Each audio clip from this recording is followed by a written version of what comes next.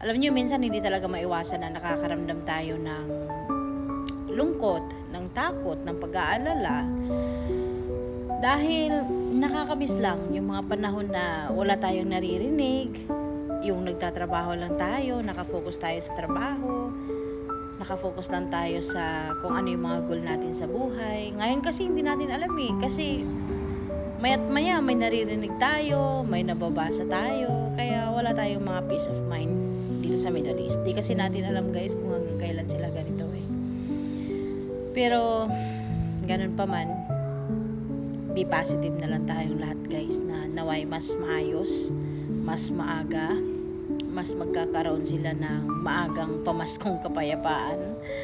Magkakaroon tayong lahat ng peace of mind. So sana hindi tayo mawala ng pag-asa na as soon as possible sila ay matatapos na, at kung ano man yung mga gusto nilang kumbaga adhikain, naway masasagot na rin yung mga tanong nila at mga tanong din natin kung kailan matatapos. Sana isang araw magsabi sila na ceasefire.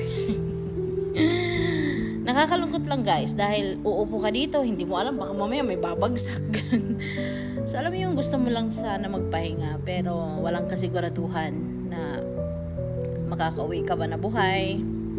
Yung kumbaga, tama pa ba na magstay ako dito, yung ganun guys. Pero tandaan nyo, huwag kayong magmamadali guys. Relax lang, kalma lang, go with the flow.